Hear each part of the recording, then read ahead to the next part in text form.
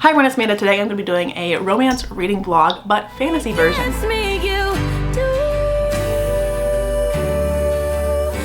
I'm going to be reading Powerless, When the Moon Hatched, and Ruthless Vows. Spoiler alert, all of these books were amazing 4 or 5-star reads. So if you want to see my thoughts and feelings on these books as I read them, just keep watching. But be sure to like, subscribe down below for more bookish content from me. I'd love to have you here. And let's just get into the vlog. Jump scare. So I'm putting my makeup on because it's New Year's Eve. It is a day that's not going according to plan, that's for sure.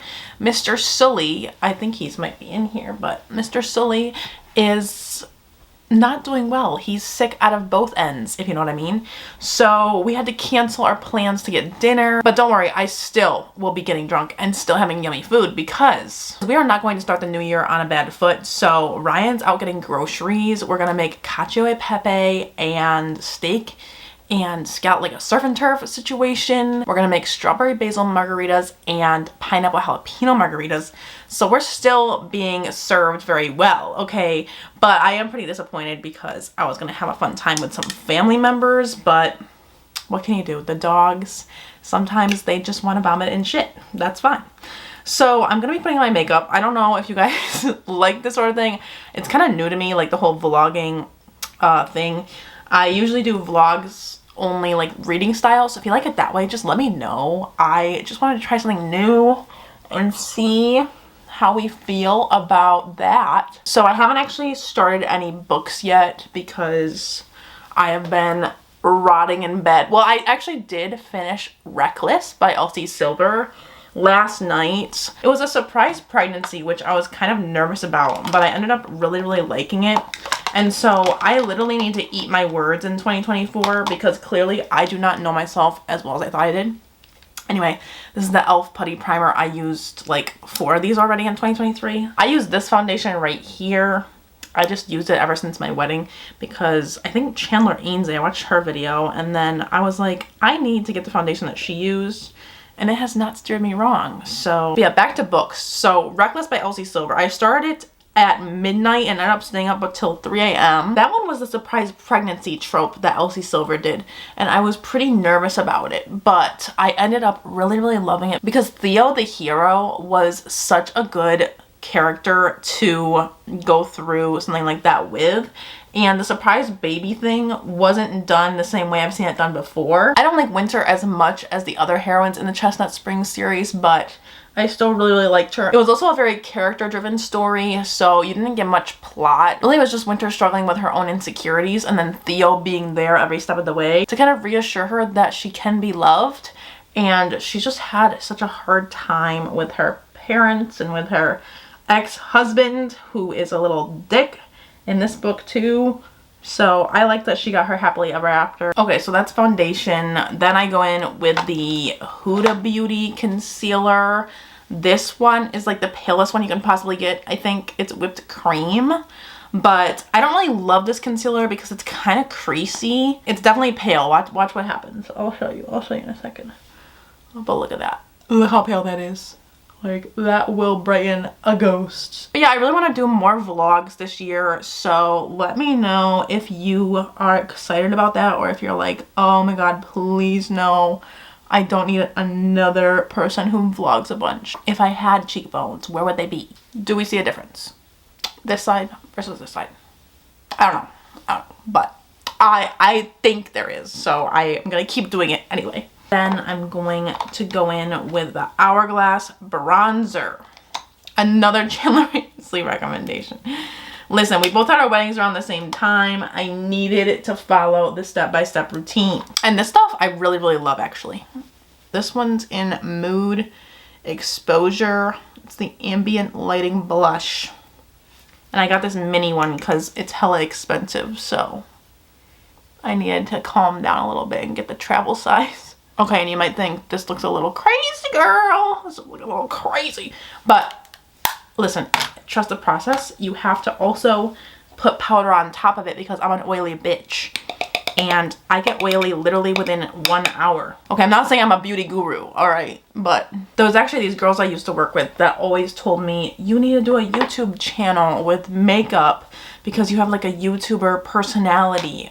And I was like, I didn't know if that was a compliment or if they were making fun of me. I don't know, but I ended up doing YouTube anyway. Okay, so that's the face. That's the base routine. Pretty easy, simple. And then I just want to fill in my eyebrows because they definitely need filled. My eyebrows just don't grow like a normal person's. They are patchy and weird and also aren't shaped right and they never look good, but that's just me. I actually have an eyebrow lady now that does a really good job trying to make my eyebrows look better, but I only go to her every like 10 weeks because she's so expensive.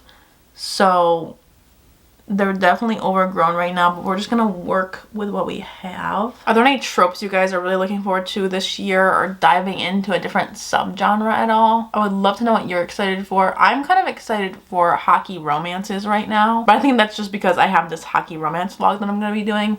So it's got me re-excited. But obviously I'm super excited for any dark romance that's coming out and discovering some new authors. I feel like I didn't really dive into a bunch of new authors in 2023, so I really want to find some new favorites this year and try more debut authors. I mentioned in one of my videos that I really want to read Stephanie Archer because everyone has been talking about how good her books are, and I didn't even know what they were before the best of 2023 came out, and a bunch of people put her on their list. Now I kind of slacked on watching BookTube in 2023, so that might be why I didn't really hear about those books. By the way, this is the Patrick Ta Major Dimension 3 palette. It is honestly one of my favorite palettes that I have ever gotten. It's just like, I use it every day, and don't make fun of me for how I put on eyeshadow. It works. I mean, I can make it look good with my fingers, so that is the secret. That's on my titties.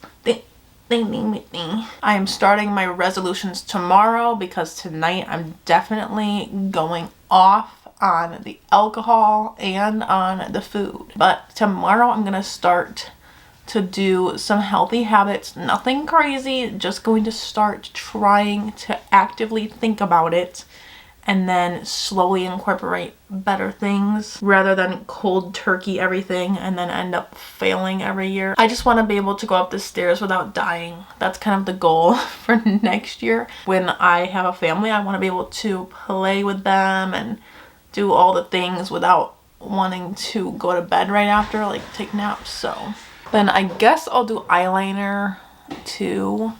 I just use this NYX Epic ink, waterproof, and it's really good. Hasn't steered me wrong in years. Eyes are done. So that's the makeup. For the hair, I think I'm just going to dry it with a big old blowy brush thingy. And then maybe I'll curl it if I'm feeling extra frisky, but I don't think I'm feeling extra frisky today since I'm staying home. So I'll probably just leave it like that. And then I'll show you the outfit if I do end up wearing one. I don't know, I'm feeling kind of a sweatshirt moment right now. I don't know. Okay, so here's the dress I was supposed to wear. The little fit moment. Here we are. Fun. Bow. The bow, it all matches, you know? I was gonna look cute, but I'm here. Peace out. I'm gonna go eat, drink, and hopefully start Ruthless Vows.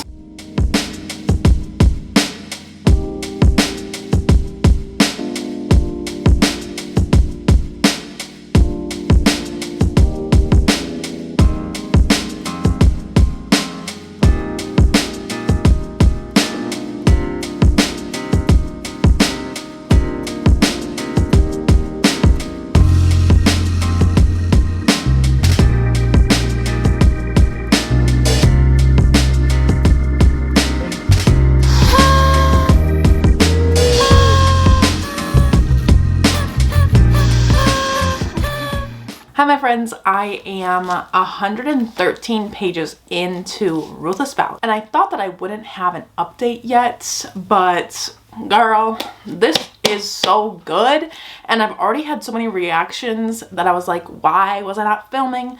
So I'm gonna let you know my thoughts so far. Well, obviously I'm loving it because it's so good and it's written so beautifully.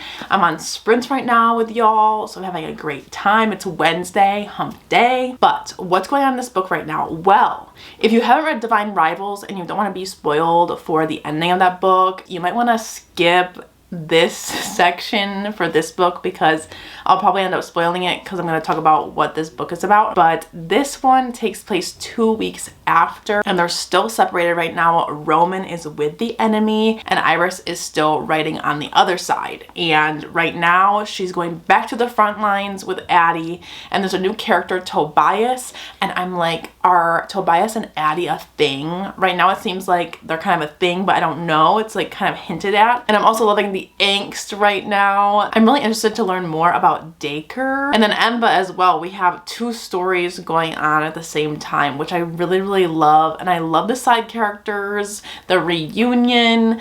Oh, and I made a digital journal spread for this book that I can't wait to fill in with thoughts and quotes, but I'll show you what I have so far. But I'll update you when I'm 50% or when I have thoughts. And I'm gonna eat some sushi right now. Oh my god, a paper just appeared in the worst of times.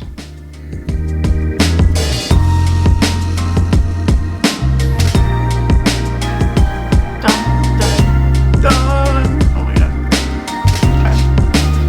Okay. Guys, I don't know if we can trust Tobias, so I'm a little nervous that she just willy-nilly handed over the letter. But I kind of like Tobias, so I'm like, he can't be bad, right? But now I feel like he is. One thing that's slightly unbelievable is the rate in which Roman started trusting Iris or caring for her again. I feel like there should have been maybe a little bit more back and forth between them just because he cared about her again so suddenly. I get that we had to move the plot along and not redo this relationship type thing, but it just felt like they only talked for like, I don't know, 4 or 5 times, and he's already like, I care about you, get out. Do you really care that deeply already?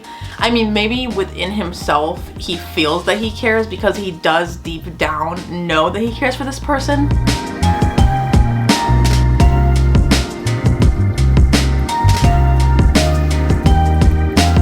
No, no, no, no. Don't take stairwells, you don't know. Okay, things were getting dicey. Okay, Roman couldn't breathe. I can't either. I can't either. Oh, all these fucking fire lines, man. And then they're about to reunite. Oh, in the worst of ways. Oh my god, I'm scared.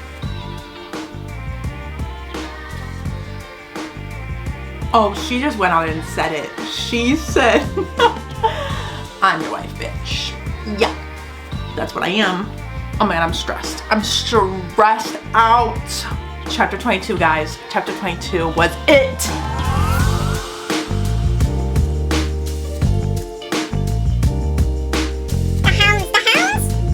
Great scene. Great scene. We love Tobias. Okay, I take it back. Tobias, we love you.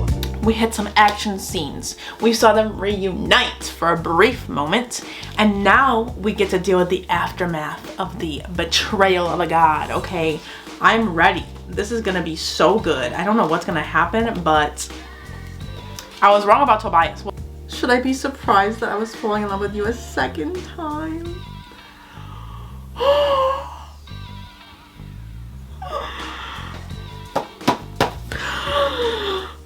Stop. Oh my god.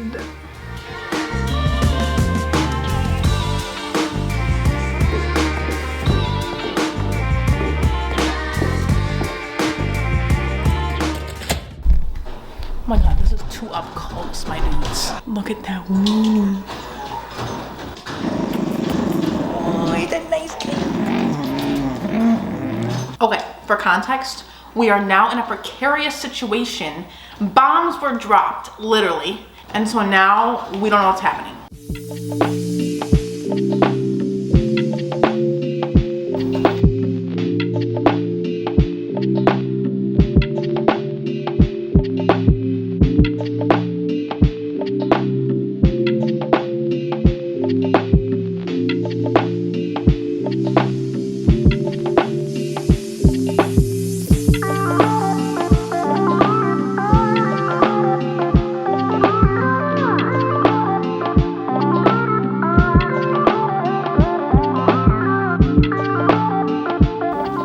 Hey guys, so it's the next day. I just got my hair cut and you know, it's not actually cut, you know, but I got it like the face framing things so that I can be cute when I put my hair up. But anyway, I finished Ruthless Vows last night and it was so good. But I did have some things that I didn't like about it. And so for that reason, I'm giving it a 4 out of 5 stars. But I absolutely loved this duology. It was stunning and beautifully written. I was sobbing last night. I debated back and forth if I wanted to give it a 5, but then there were just some things. And one of the things is the romance. I felt like the romance was a little bit more on the back burner in this book, and I'm a romance reader, so I absolutely loved that about the first book, and that's probably why I loved it so much. So when I got to this book and it just had more of like the war and Dacre and Enva, but them being so separated in the beginning, I think is what kind of took it down a notch for me, but still very good. The pacing was really good. The scene where Tobias is driving and the hounds are behind them, I was invested, okay? I was like skimming the pages. So it's definitely a good book to start off the year with. But next, we are going to be reading Powerless by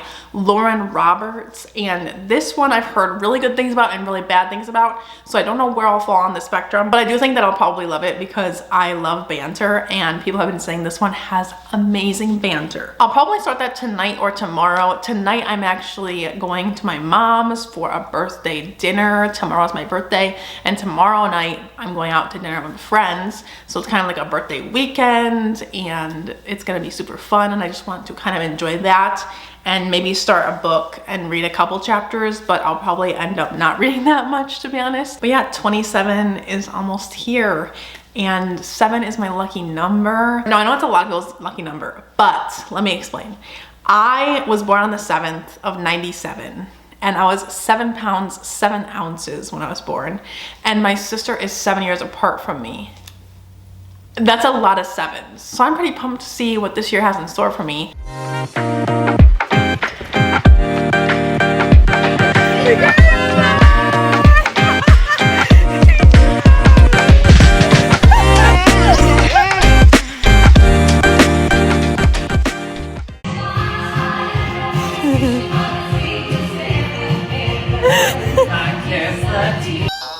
Guys, okay, I need to talk to you because I'm literally gonna finish this book in one sitting. Powerless, I was sleeping on it. Why did I not buy this? Even though I knew I would love it. But I literally am living so hard for this, guy. And I'm shook because I went into this with such low expectations because I heard some bad reviews from some of my friends. I don't know what experience they were having, but mine is not that. This is so good and juicy and fun and so cute. The absolute romance in this book. And it's like she hates him so much because his dad is the one who killed her dad. Oh. I will never be the same. This is so fucking good. And the fact that this is a Michigan author girly, I think, I love her. Follow your dreams, girl. So let me try to be a little bit more coherent. This book is a fantasy romance. It's more on the YA side of things. We follow this world where there are elites and ordinaries. Pretty simple, but the elites have a range of abilities that they have. So there's people who can be invisible. There's people that can turn into different animals. You know, all these type of things. Think The Incredibles a little bit. And then there's the ones with no powers, right? But the elites have this king who has convinced the whole world that ordinaries will end them all. So he had them executed way back, and now there's a rebellion going on, and now there's like none left. Enter main character, our girly Payton. She is hiding amongst the elites, and she is hiding the fact that she has no powers by claiming she is a psychic, and she does this by being very observant. She lives in the slums and she steals for a living, and she's really not living her best life. And then we have Kai, who is the enforcer for the king, and he is set to basically murder people for a living, and he is actually tasked to kill ordinaries, and that's why he ends up bumping into her, because he was on this mission to kill another one, and she ends up not knowing who he is, so she saves him from this other guy. From the very first meetup, I was like, oh, I already know. So this book has been compared to The Hunger Games quite a bit, and I can see where that's coming from because we do have high stakes trials, but the thing that really reminded me of The Hunger Games was the journey to the castle compared to the journey to the capital. Because she grew up in the slums, she's going through all of these like kind of districts and slowly seeing less and less poverty. So that really reminded me of it, but it's very original. I wouldn't say it's a complete copy or anything like that. And right now where I'm at in 50%, we are in the first trial only. So we still have quite a bit to go. I'm very excited about it. And there's already been so many good scenes between Kai and Paden and his brother also, who's actually going to be the heir to the king. And there's just so much tension. At first I was like, is she gonna be with the other brother? Because I'm invested in this one. But I also have a sneaky feeling that Nightmare Trope is coming and I'm gonna be so living, but there's definitely Who Did This to You. But yeah, now they've saved each other's lives multiple times and it's so good. There's this line that I just got to, and I'll save your life again and again, aimlessly hoping you will allow me to stay in it. Stop. Every single chapter has amazing lines between these two, and it's so fun. And the thing is, she has such hatred for the king because the king killed her dad. All of this isn't really spoilers, by the way. It's all in the beginning of the book. There's dual POV, which is so amazing because you get to see the perspectives of both. And sometimes she even repeats scenes from the other one's perspective, so you get to see both of them, which I love. If I am to be her enemy, I want it to be because she loathes herself for wanting me. And the relationship pacing is quite the slow burn. Like, they still haven't kissed or anything, but there's just so much like longing there, and you can feel it. And you just know there's gonna be such a good explosion of emotion at the end. I'm just so ready for it.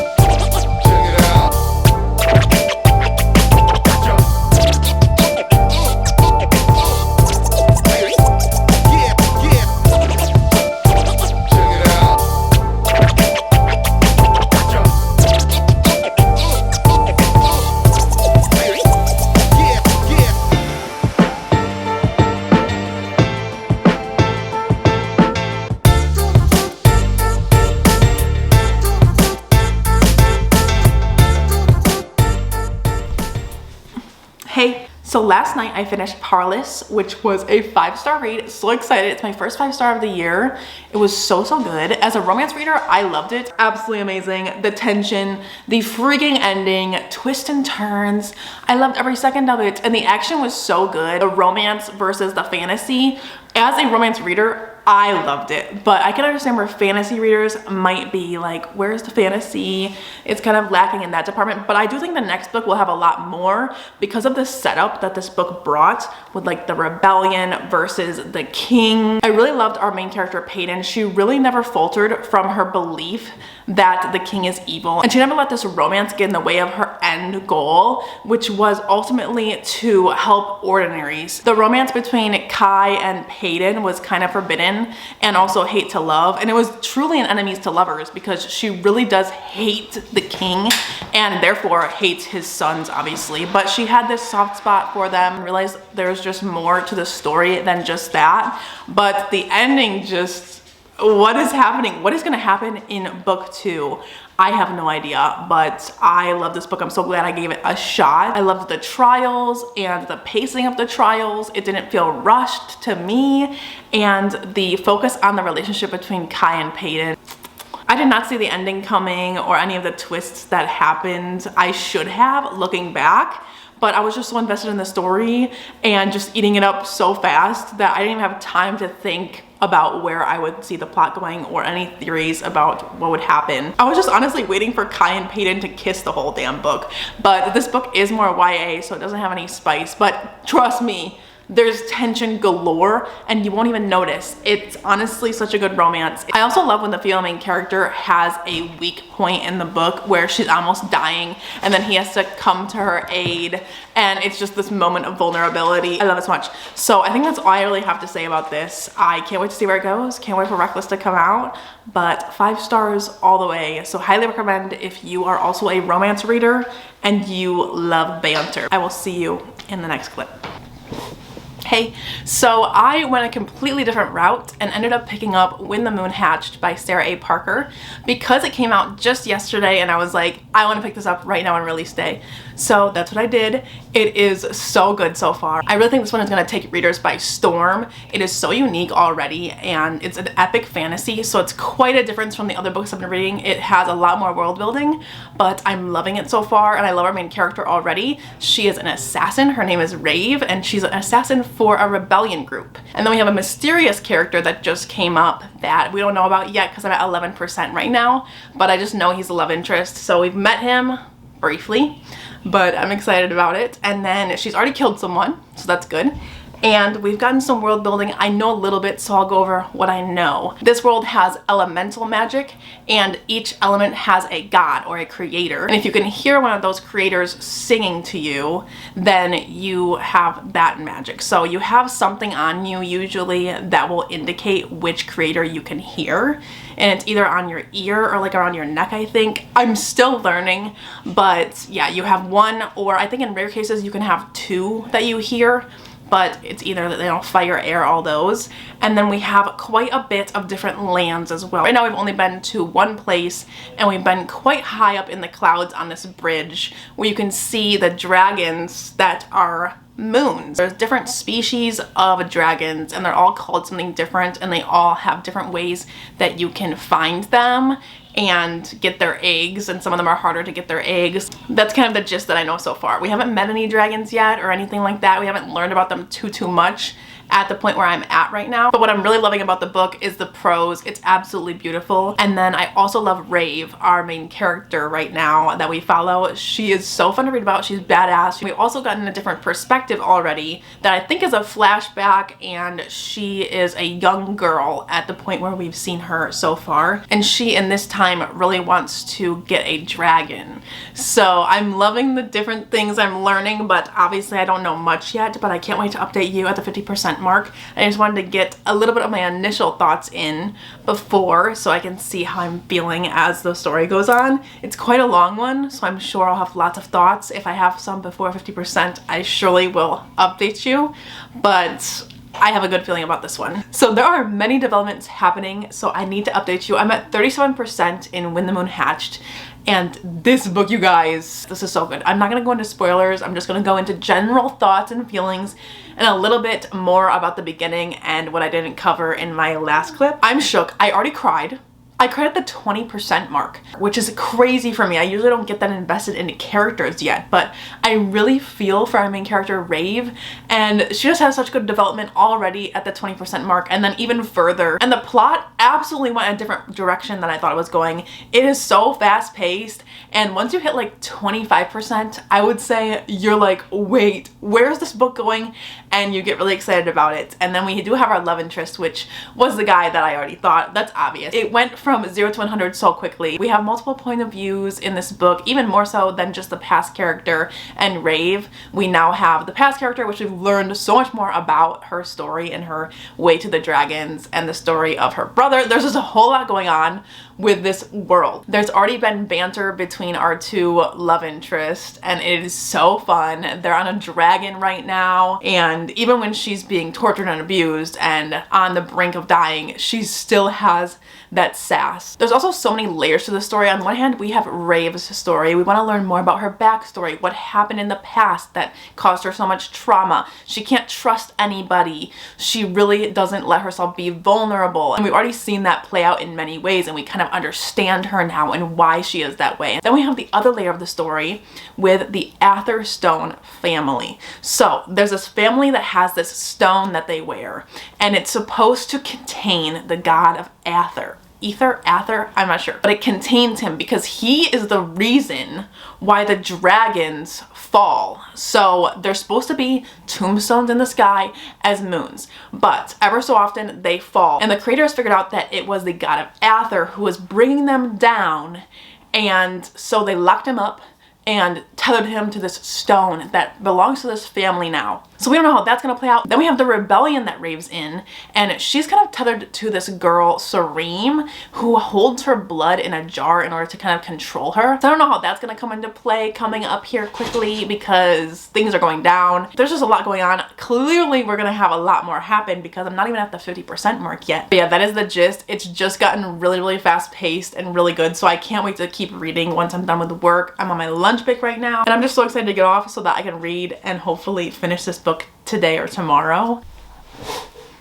Hi friends, so I just finished When the Moon Hatched just now, and my mind is reeling. I'm so confused, but also like it was so good, but also I'm still processing that ending and like what just happened. But all I really have to say is wow, I cried, I laughed, I was in pain. I could feel the suffering of our main character, and I really, really loved this one. This one got 5 stars from me. I absolutely loved it. I can't wait for the next book though.